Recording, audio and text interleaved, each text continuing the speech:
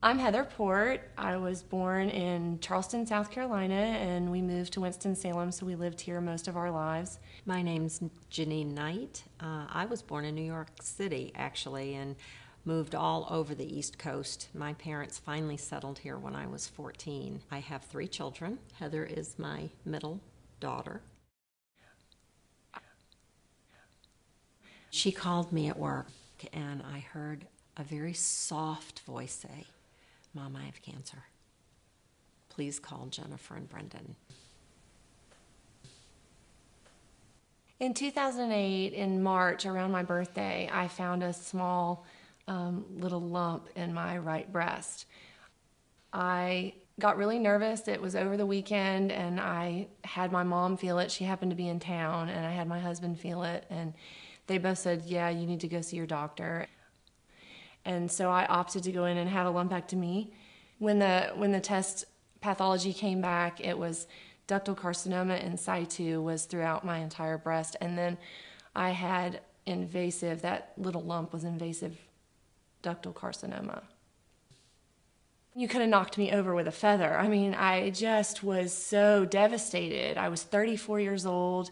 I had a 5-year-old and an 8-year-old. I didn't have any breast cancer risk factors. There wasn't a lady in our family that had it. I was so devastated. I ended up calling my mom, and I don't even remember what I said to her, but I know I had to tell her I had cancer. When the mastectomy was done, I still had some margins that weren't clear from the DCIS, which is ductal carcinoma in situ, which is stage 0 breast cancer.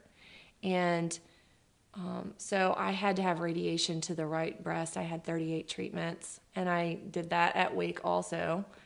Because my kids were so little, I wanted to stay in Asheville to do my radiation. So I gave it a shot, and I met the radiologist in Asheville. And after sitting down with her and having to explain my case to her, I just said, you know what, I'm going to Wake. I lived with my mom from November to February during the week, and my mom and sister would drive me home on the weekends to see my kids and to be there. And luckily I have a huge support system. I said, you know, I know it's hard now, but when it's all over, if it happens to come back, how much will I regret having made a decision to walk away from them?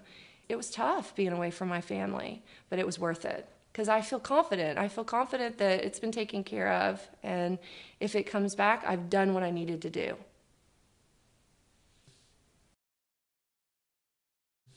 I have never in my life been called back for anything. And Friday morning the phone rang, and I hear a voice say, "We need to get you back in here for some more films of your left breast and possibly an ultrasound. They'd like you to come in at 5:15. And I said, "Okay." He won't tell me on the phone. "No." I said, "Well, I can only assume that it's not good news." And she said, "No, I guess it's not." We were sitting in his office, and he came in, and he turned around, looked at Jennifer and looked at Dennis and looked at me and said, "Well, I can see you know I don't have good news." And I said, "Yep, figured that out." He said, "Where do you want to go?" And I said, "I want to go to see Dr. Howard McNatt at Wake. Same doctor Heather had. I will do everything at Wake." At that time, I really hadn't thought it through, and I had opted just to lose the left breast, but I also went through genetic testing. They found out when they did the broad panel that there was a little bit of a mutation in the gene that they can't explain because they've only seen it in one other family. So at that point I said, "You may take them both."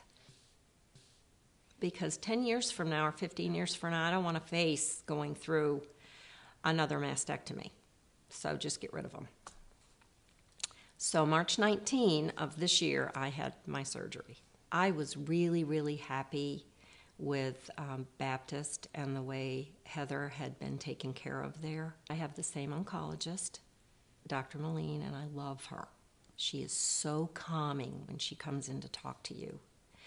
And I love Dr. Marissa Howard McNatt. She was terrific. I loved the doctor that wanted to do my mastectomy up in Asheville, and it was extremely hard to walk away from him. But when you're talking about your life, your health, and you're looking at your little kids, and you know that you have to do this for them, you have to make the important choices to do the things you need for your own life and for your own body. And so when you find a lump, you have to get it checked. And when you find out what it is, you have to find the people that are really going to take care of you, that are going to see you through it, because the ultimate goal is to live. And I'm here today.